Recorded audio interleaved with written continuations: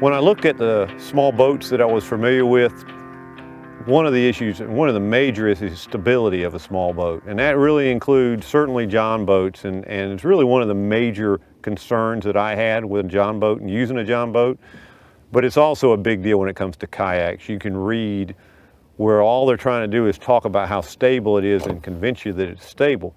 Well, this boat I don't have to convince you, I'm going to show you. So the twin troller is as stable as any boat. It's got these two motors that actually provides a suction to the water.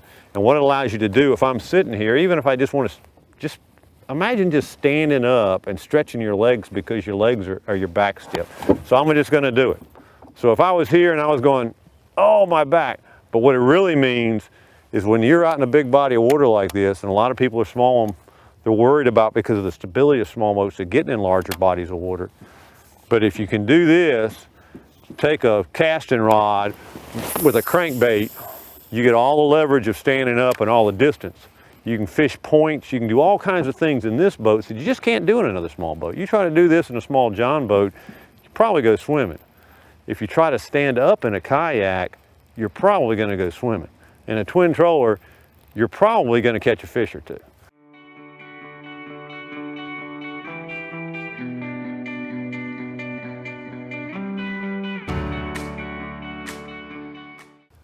You know, a lot of people, we show in a demo me actually standing on the boat. This has absolutely no practicality, but it certainly can help you relate to how stable this boat is. So I'm standing here right now, I just cast.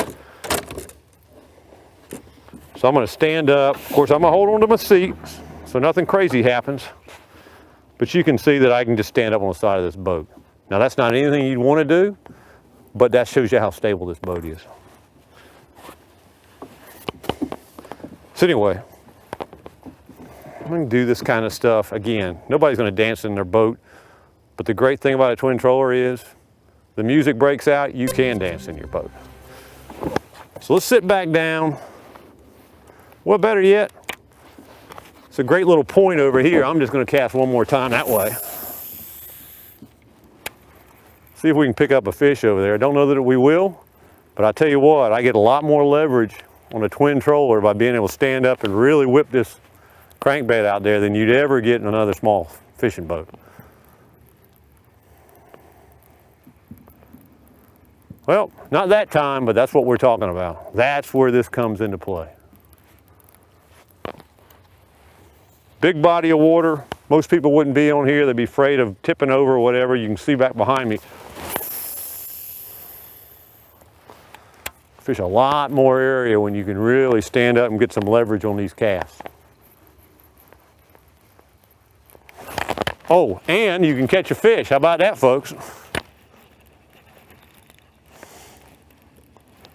We're going to try to keep him down. He might want to get up and dance. It's not a big one.